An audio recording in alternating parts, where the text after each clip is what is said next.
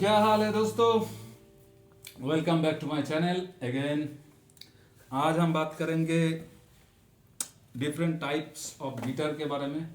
थोड़ा सा जानकारी आप लोगों को दे दूं पहले, वो मैंने पहले वीडियो में बताना भूल गया था। तो ये जो मेरे हाथ में है इसको बोलते हैं एकोस्टिक गिटार, स्पेनिश गिटार, कोई भी। और दो तरह का गिटार आप लोग जनरली देखते होंगे।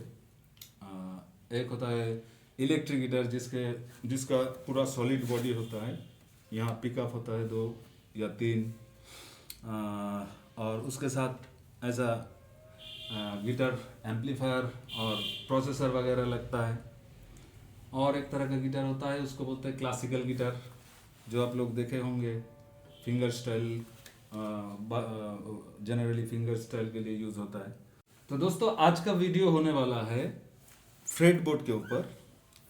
आज आप लोगों को हम सिखाएंगे कि कैसे नोट अरेंज होता है, मतलब डिस्ट्रीब्यूटेड है पूरे फ्रेटबोर्ड के ऊपर। तो गिटार का स्ट्रिंग का काउंटिंग शुरू होता है नीचे से। नीचे वाला एकदम बॉटम स्ट्रिंग का नाम है ई, उसके ऊपर बी, उसके ऊपर जी, उसके ऊपर डी, उसके ऊपर ए, और उसके ऊपर और एक ई। तो 2 ई, एक हायर और एक लोअर। ऊपर से अगर देखें तो ई, ए, डी, जी, बी एंड ई। दोस्तों म्यूजिक में नोट्स होते हैं 12। आप लोग सुने होंगे 7 सुर, असल में सुर 12 होता है, 12। आप लोगों ने ठीक ही सुना 7 के बारे में, लेकिन सिर्फ एक स्केल नहीं होता है, बहुत सारा different scales and ragas, modes, बहुत सारे एलिमेंट्स है, जिसके बारे में हम लोग डिटेल में बाद में डिस्कस करेंगे। आज आपको आपके नॉलेज के लिए प्रैक्टिकली आप लोगों को दिखाते हैं कि कैसे ये 12 नोट होता है और कैसे डिस्ट्रीब्यूट किया हुआ है पूरा फ्रेटबोर्ड में, ठीक है। तो अल्फाबेटिकली म्यूजिक में हम यूज करते हैं ए, बी, सी, डी, ई, एफ, जी, ये 7 नोट। ये हो गया 7। और एक्स्ट्रा 5 कहाँ है? एक्स्ट्रा 5 आप लोगों ने सुना होगा, कड़ी, कोमल, हिंदी में सुने होंगे आप लोग। जो क्लासिकल वोकलिस्ट होते हैं वो लोग ये टर्म यूज़ करते हैं। और वेस्टर्न में हम लोग उसी को शार्प या फ्लैट, ये भी आप लोगों ने शायद सुना होगा, ऐसा बोलते हैं। अब आइए फ्रेटबोर्ड में इसको देखते हैं, ठीक है। तो स्टार्ट करते हैं ऊपर वाले स्ट्रिंग से। ऊपर वाला स्ट्रिंग ओपन ई, उसके बाद एफ, अल्फाबेटिकली जा रहे हैं, उसके बाद जी, उसके बाद A, B, C, D and 12 fret में आके फिर से ई, मतलब 12 नोट में खत्म। लेकिन मैंने 7 नोट यहाँ पे काउंट किया जो इंग्लिश अल्फ़ाबेट से है। बाकी बीच का जो 5 नोट्स है वो क्या है, आप लोग थोड़ा समझने का कोशिश करें। ये ई के बाद एफ, उसके बाद एक फ्रेट छोड़ के यहाँ पे है जी, जी के बाद एक फ्रेट छोड़ के यहाँ पे है ए। तो नेचुरल नोट्स एक फ्रेट के डिस्टेंस पे होता है, ठीक है।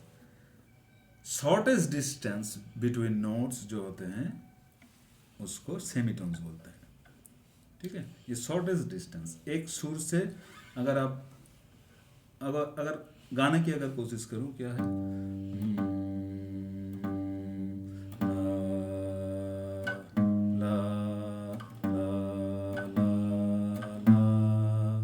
तो ये इसको और तोड़ा नहीं जा सकता। क्लासिकल जो वोकलिस्ट होते हैं वो इसका भी बीच का हरकत ले लेते हैं कभी कभी, लेकिन इंस्ट्रूमेंट में पॉसिबल नहीं है।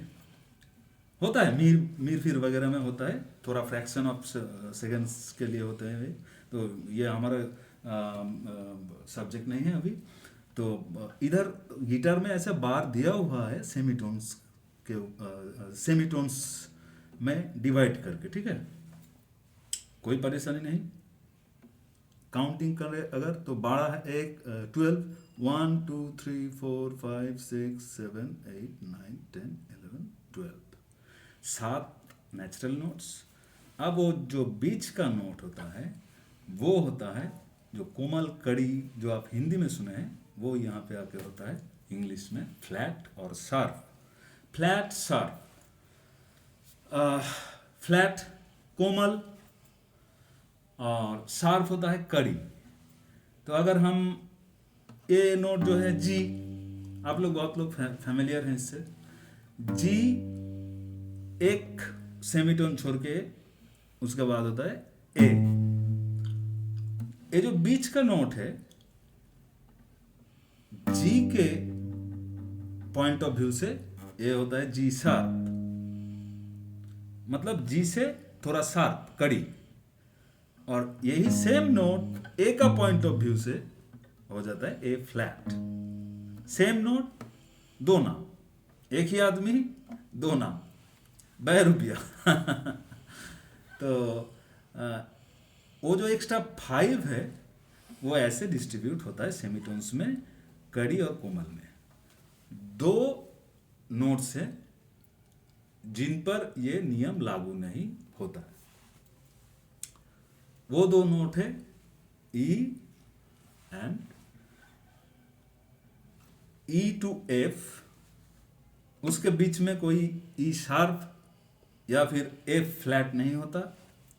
आप देख रहे हैं ओपन ई, उसके बाद डायरेक्ट एफ। ये फंडामेंटल रूल्स है। और यहां पे बी, बी के बाद कोई बी शार्प नहीं होता, बी के बाद डायरेक्ट सी। ये 2 एक्सेप्शन है, इसको छोड़कर बाकी सारे नेचुरल नोट्स के बीच में एक नोट एक्स्ट्रा होता है जो फ्लैट या शार्प है। आप जिस पॉइंट ऑफ व्यू से देखेंगे उस हिसाब से वो होगा। फिर से एक बार समझा देता हूं आप लोगों को। जी अगर आप इधर से आ रहे हैं तो ऐसे काउंटिंग होगा, ई एफ, एफ शार्प, जी, जी शार्प, ए, बी फ्लैट या फिर ए शार्प। आप लोग सब फैमिलियर होंगे, फिर भी मैं बताता हूँ ये ए हम लोग ए शार्प से ज़्यादा बी फ्लैट बोलते हैं। तो ए शार्प, उसके बाद बी, बी के बाद सी, क्योंकि बी और सी के बीच में वो रूल्स एक्सेप्शन होता है, कोई सेमीटोन नहीं होता। उसके बाद सी के बाद सी शार्प, उसके बाद डी, डी शार्प, ई पे आके खत्म, 12 नोट खत्म। अब अगर उल्टा हम लोग चले तो ई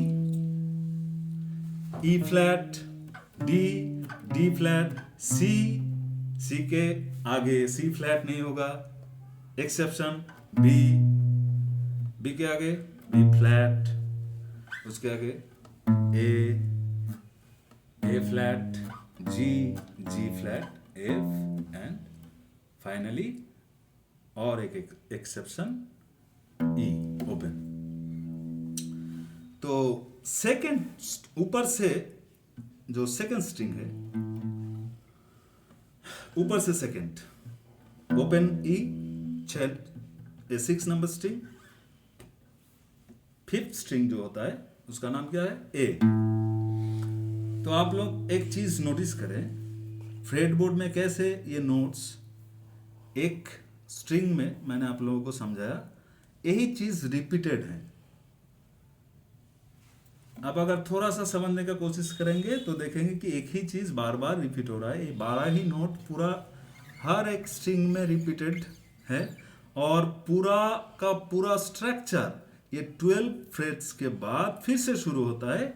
जो एफ से जो इधर शुरू हो रहा है वैसा ही यहाँ पे एफ, ई के बाद एफ, मतलब एफ, एफ सब जी, एफ, एफ सब जी सेम। यहाँ पे लोअर टोन में है, यहाँ पे हायर टोन में है। तो ये 12 फ्रेट तक ही आपका काम है, उसके बाद ये सब सेम ही है, सिर्फ हाई पिच में है।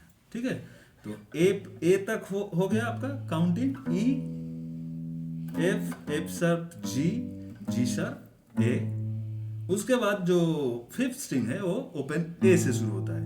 ओपन ए के बाद क्या, सिक्स स्ट्रिंग में अगर आप फिर से देखें, नोटिस करें तो क्या, हम लोग काउंटिंग करें तो क्या होगा, A sharp B C, same चीज यहां से शुरू होता है, A sharp B C, C sharp D. उसके बाद open fourth string open D, same चीज, D, D sharp D, D sharp E, F sharp G. उसके बाद फिर से third string 1 2 3, third string open G. तो क्या हुआ, फ्रेट बोर्ड में ये जो 5 नंबर का फ्रेट है, यहां से इसके बाद का जो नोट है वो ओपन स्ट्रिंग से फिर से फिफ्थ स्ट्रिंग पे डिस्ट्रीब्यूटेड है। और सेम तरीके से फोर्थ स्ट्रिंग में फिफ्थ स्ट्रिंग का जो 5 नंबर फ्रेट है वहां से डी, ओपन डी, वैसे फिर से डिस्ट्रीब्यूट है। सेम चीज जी में, यहां पे एक छोटा सा एक्सेप्शन है, बी। यहां पे एक बार देख लेते हैं, G, G sharp A sharp B C. 5 number पे क्या आ रहा है आपका, सी। लेकिन आपका जो सेकंड स्ट्रिंग है ओपन, वो होता है बी, ये 4 नंबर का नोट को लेता है। ठीक है, G, G sharp A sharp B. ये थोड़ा एक फंडामेंटल एक्सेप्शन है, म्यूजिक का रूल्स है, मेरा आपका कुछ करने का नहीं है, इसको ऐसे ही समझना है। तो ओपन बी, यहाँ पे एक सिर्फ एक एक्सेप्शन है, और बाकी बी से ई स्ट्रिंग वो भी सेम, बी के बाद पी शार्प नहीं होता, 2 नोट्स फिर से बोलता हूं, ई के बाद डायरेक्ट एफ और बी के बाद डायरेक्ट सी। तो ये ओपन बी है,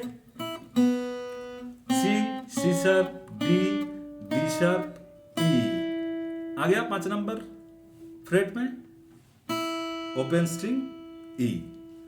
अब ओपन स्ट्रिंग में ए भी ई है, नीचे वाला, ऊपर वाला भी ई है, तो सेम होगा, F sharp ji, G sharp A, and rest the same, ऊपर वाला ही ऐसे होगा। अगर आप इतना समझ जाए तो बाकी का भी आप डायग्राम समझ जाएंगे कि ये जितना डिफिकल्ट दिखता है उतना डिफिकल्ट है नहीं। आपको सिर्फ अपना दिमाग को थोड़ा सा यूज करना है। ठीक है, काउंटिंग करके फ्रेट नंबर और स्ट्रिंग नंबर ऐसे लोग सिखाते हैं, आप कितना याद रखेंगे। वैसे आप लोग कमेंट करें प्लीज़, जो लोग भी देखेंगे, अगर समझने में कोई दिक्कत हो रहा हो तो मैं फिर से ये वीडियो करूँगा कभी, ताकि आप लोग ठीक तरह से समझ सके। ठीक है, आप लोग कमेंट सेक्शन में क्वेश्चन करें कि अगर क्लियरिटी नहीं हुआ तो मैं दोबारा इसके बारे में डिटेल्ड और एक वीडियो बनाऊंगा। ये समझना बहुत ही जरूरी है फंडामेंटली, नहीं तो आप आगे का कुछ नहीं कर पाएंगे। तो दोस्तों, आज का वीडियो यही ख़त्म करते हैं, मिलते हैं अगले वीडियो में लेफ्ट एंड राइट हैंड के एक्सरसाइज के साथ। तब तक के लिए टाटा।